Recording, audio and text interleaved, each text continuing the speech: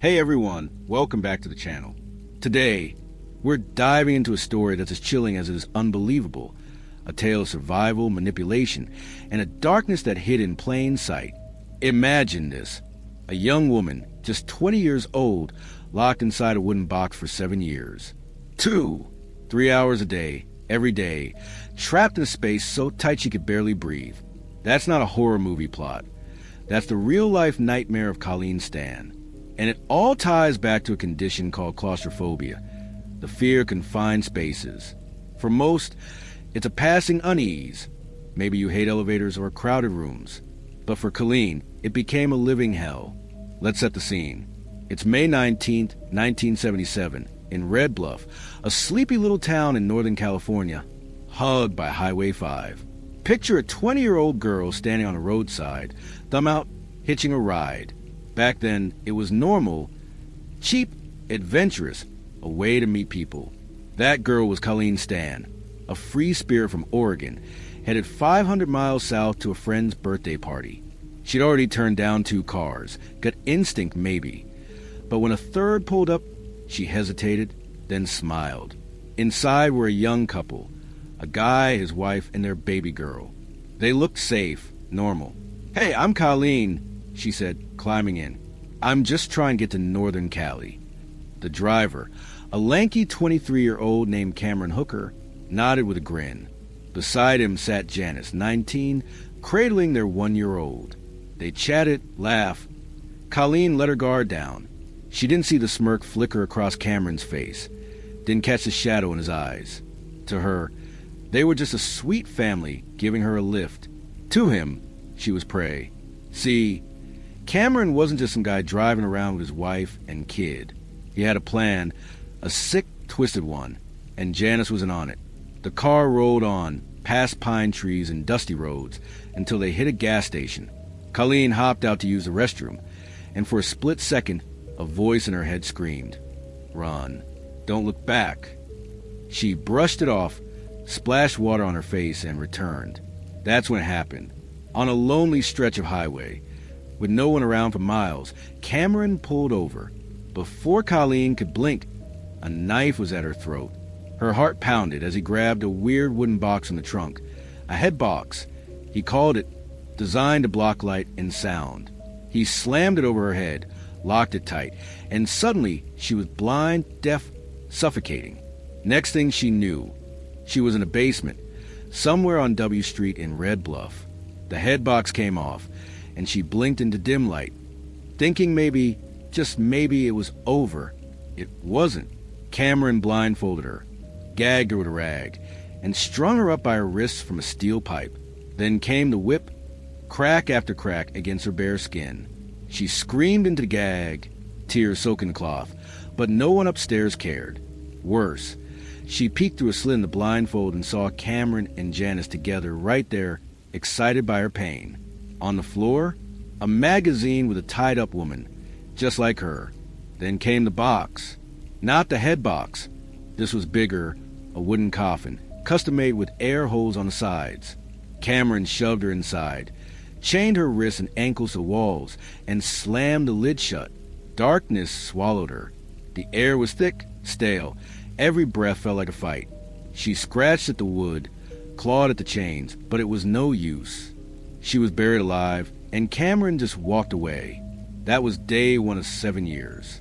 7 years of torture, of living in a box under a bed or locked in a bathroom. 7 years where Colleen's only breaks from that coffin were to face Cameron's cruelty. How does someone survive that? How does a 20-year-old girl keep her sanity when every day is a nightmare? That's what we're here to find out. Let's rewind to 1977 and peel back the layers of this twisted story. Because it's not just about Colleen. It's about Cameron Janice and a web of lies so deep it'll make your skin crawl. Cameron Hooker wasn't born a monster. Or maybe he was. Born November 5th, 1953 in Red Bluff, he grew up quiet, awkward, a kid who'd rather sit alone than play outside. His family bounced around, poor and unstable, finally landing in Red Bluff in '69. By 19, he was working at a lumber mill, shaping wood into planks, and later into cages. That's where he met Janice, a shy 15-year-old desperate for love. She saw a tall, handsome guy who protected her. He saw a puppet he could mold. One day he asked her, "Can I tie you up and hang you from a tree?" Most people would have run. Janice said no, then yes, after he sweet-talked her about an ex who'd loved it. They married in 75, and their twisted dance began. Janice took the beatings, the ropes, until she couldn't anymore. Pregnant with her first kid, she made a deal. Find someone else to hurt. I'll carry your babies. Cameron didn't hesitate. In 76, they lured 18-year-old Mary into their car, locked her in a headbox, and took her to the basement. She didn't make it out alive. They buried her near Lassen Volcanic National Park, and Cameron laid low, testing the waters, waiting to see if the cops would knock. They didn't, so he hunted again. Enter Colleen, May 77. That basement became her prison. That box her coffin. Cameron's rules were ironclad. 2, 3 hours a day locked inside. The rest spent tied up, beaten, or worse. Food? Once a day. Scraps? Water? Barely enough. He'd hang her from the ceiling, whip her raw, dunk her head in water. Anything to break her. And Janice? She wasn't just watching. She egged him on, thrilled by it. But here's the kicker. Cameron didn't just want her body. He wanted her mind. In January 78, he shoved a slave contract in her face. "Sign it," he snarled. "Your mind, body, and soul. Call me master." He dangled her family's safety over her head. Spinning Tales, a shadowy group called the Company, a secret network of traffickers who'd kill her parents if she ran. Terrified, Colleen signed. Her name was gone. She was just Kay now. How do you fight that? How do you hold on when every day's a coffin and every night's a lash? Colleen did. She obeyed, played the part. Not because she gave up, but because she wanted to live. Let's dig deeper into this nightmare and how it all fell apart. By 1978, Colleen Stan had been Cameron Hooker's prisoner for months, but her hell was just beginning. That wooden box, 6 feet long, 2 feet wide, a coffin with air holes, was her world. Picture it. Pitch black, the air so heavy it chokes you, your wrists raw from chains biting into skin. 2, 3 hours a day, sometimes more, locked inside while Cameron went about his life upstairs. She lost over 20 pounds in the first 5 months. Her body shrinking as her will fought to hold on. Cameron didn't stop at the box. He'd drag her out, chain her to a metal rack, arms and legs stretched at corners, and leave her there exposed for hours. Then the beatings. Whips, belts, anything to grab. He'd dunk her head in buckets, hold her under till she gasped, or tie her in knots just to watch her squirm. Janice was there too, smirking, sometimes joining in. They fed her once a day, bread, water, maybe a scrap of meat if she was good. Bathroom breaks, controlled, humiliating. But Cameron's real weapon wasn't the whip, it was fear. That company lie? Genius. "I'm not alone," he'd hiss. The company's everywhere, cops, politicians, neighbors. They're watching. Run and your family's dead. Colleen bought it. Who wouldn't? She was 20, alone, 500 miles from home, with no clue where she was. Her parents had reported her missing back in 77, but the trail went cold fast. Tech wasn't what it is now. No GPS, no cell phones. They drove around, desperate, but Red Bluff's a speck on the map. She was a ghost. In April 78, Cameron moved the family to a mobile home 6 miles away on Pink Street. No basement, no problem. He built a platform under his bed, hollowed out a space, and turned it into Colleen's new cage. A wooden box, a bucket, some toilet paper. That's all she had. A tiny vent was her only link to the outside. At night, when the kids were asleep, he'd sneak her out to beat her, keeping it quiet so his daughter wouldn't hear. He'd told the girl, and he went home, another lie in his stack. Janice had their second kid in September 78, right on that bed, with Colleen trapped below.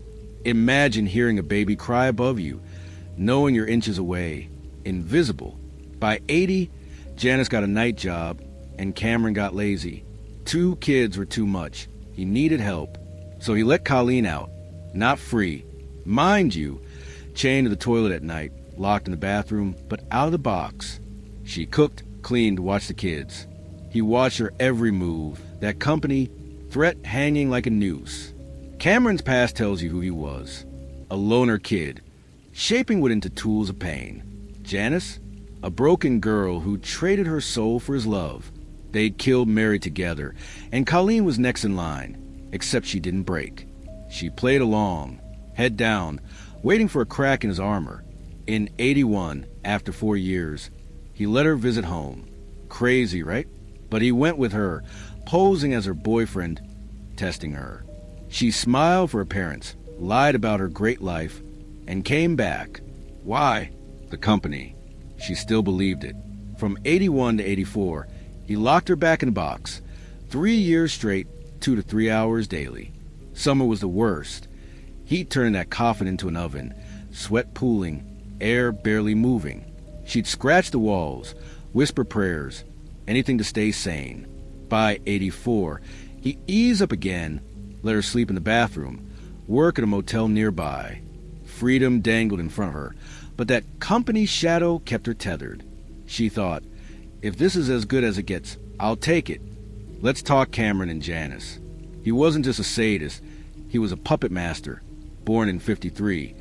Always been off, dreaming up twisted games. Janice, met at 15, was his first victim. She said yes to the ropes, yes to the pain, yes to Mary's death. All for him. After Colleen, Janice played good wife, cheering his cruelty. But something shifted. By 84, with 2 kids and a slave under control, Cameron got cocky. He told Janice he'd make Colleen a second wife, share the bed, the life. Janice snapped. See, Janice needed Cameron like air. She'd taken his beatings, borne his kids, buried a body for him. But sharing him? That broke her. She stewed, restless, until she hit a breaking point. One day, she walked into a church, sat with a pastor, and spilled it all. 7 years of hell. Colleen suffering her own guilt. The pastor didn't blink. Get her out, he said. Leave him or turn him in. Janice wavered. She loved Cameron, feared him, couldn't let go.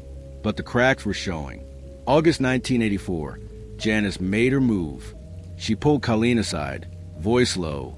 The company? It's fake. He made it up. You're free. Colleen froze. 7 years of terror. All a lie? She didn't trust it. Thought it was a trap. Janice kept talking, spilling her own pain, begging Colleen to run but not tell. Give us a chance, she pleaded. Colleen wrestled with it all night. 7 years in a box. 7 years of whips and chains. And now this? She decided to roll the dice. Next day, Cameron left for work. Janice drove Colleen to her mom's place, called Colleen's parents, and handed her bus money. Standing at the station, Colleen dialed Cameron. I'm gone, she said. You can't hold me anymore. She hung up, boarded the bus, and breathed free air for the first time since 77. Cameron panicked, but Janice swore Colleen wouldn't talk. She promised, and she kept it for a while. How did this house of horrors collapse? Let's find out in the final act. Colleen Stan was free, August 1984, 7 years after that fateful ride. She stepped off a bus in Oregon, hugged her parents, and tried to piece her life back together. But freedom didn't erase the scars. Her back and shoulders were wrecked. Years in that box had twisted her body. Her mind? That'd take longer. Cameron Hooker, meanwhile, was spiraling. He grilled Janice. She'll talk. We're done. Janice calmed him down. She promised. She said she won't. For months, Colleen kept her word, even writing letters to them, polite, distant, like nothing had happened. Why? Fear lingered. Maybe the company was fake, but Cameron wasn't. Janice thought she'd save them. She'd gotten Colleen out, kept her man. But Cameron didn't change. Whispers reached her. He was eyeing her and the kids' next new toys for his sick games. She'd seen him kill Mary. She knew what he could do. That church pastor's words echoed. Turn him in. She caved. In late 84, Janice walked into a police station with her kids, sat down, and handed over everything. The head box, the coffin, the slave contract. Photos of Colleen strung up. She told him about Mary, too, buried near Lassen. Though they never found the body, cops raided Cameron's mobile home, hauled him in. The evidence was damning. Over 100 items, from chains to whips to that curse box. Janice turned state's witness, spilling 7 years of horror. Colleen back home got the call. "We need you to testify." She wanted to move on, not relive it. But she said yes. Justice mattered. The trial hit in October '85. Cameron Hooker, 32 now, sat stone-faced as the prosecution laid it out. Kidnapping, assault, torture. Janice testified, shaky, tearful, about luring Colleen, watching the beatings, pushing Cameron to break her. Neighbors, the pastor, even the kids' vague memories piled on. Colleen took the stand, voice steady, and walked them through it. The box, the rack, the master, nonsense. She'd lost 20 pounds, her youth, her trust, but not her fight. Cameron's lawyer pulled a wild card. She stayed willingly, he argued. 7 years, plenty of chances to run. Look at these letters. She loved him. He waved love letters Colleen had written, forced on Cameron's thumb. She fired back. "I wrote those to survive. He threatened my family with the company." I believed him. Psychologists backed her up. Stockholm Syndrome, they called it. Trapped so long, you cling to your captor just to cope. That's why she didn't bolt when he let her work at the motel. Why she played nice on that '81 home visit. Fear owned her. November 22nd, 1985. The verdict: guilty, kidnapping, sexual assault, use of a deadly weapon. Judge Glenn Klein didn't mince words. "You're the most dangerous psychopath I've ever seen. As long as you breathe, women aren't safe." 104 years, no parole. Cameron stared ahead, blank. His empire of pain crumbled. In '87, he tried hanging himself in his cell. Guards cut him down. He lived, rotting in prison until 2015, when a parole bid flopped. Next shot? 2030, he'll be old, but no one's betting on mercy. Janice walked free. Immunity for her testimony. She ditched Hooker's name, took her maiden one, and vanished with the kids, starting over. She'd been a victim too, warped by Cameron's control, but she'd also been a monster's right hand. Mary's death stained her soul. Colleen's escape was a redemption. Colleen? She didn't just survive, she rebuilt. She studied accounting, married, had a daughter. The physical scars faded slow, therapy, surgeries, but the mental ones? Those lingered. She joined women's shelters, spoke out, shared her story to save others. In 2009, she wrote The Simple Gifts of Life, a raw look at those 7 years and her climb out. "Don't hitchhike," she warned. "I learned it the hard way." Let's unpack this. Cameron was a predator, pure and simple. A loner turned sadist. He didn't just hurt, he owned. That company lie? A masterstroke. Kept Colleen docile for years. Janice was his mirror, broken, dependent, willing to kill for love until jealousy flipped her. Colleen's strength? Unreal. 7 years in a box, beaten, starved, and she still found a way to stand. Stockholm bent her, but it didn't break her. This isn't just a crime story. It's a warning. Cameron's out there locked up, but others like him aren't. Manipulation can cage you tighter than chains. Colleen proved you can escape, heal, even shine after darkness swallows you whole. She turned pain into purpose, a light for others trapped in shadows. That's the real story here. Not the box, not the monster, but the woman who outlasted them both. Thanks for watching, guys. What do you think? Could you survive what Colleen did? Drop your thoughts below, hit that like button, and subscribe for more true crime deep dives. See you next time.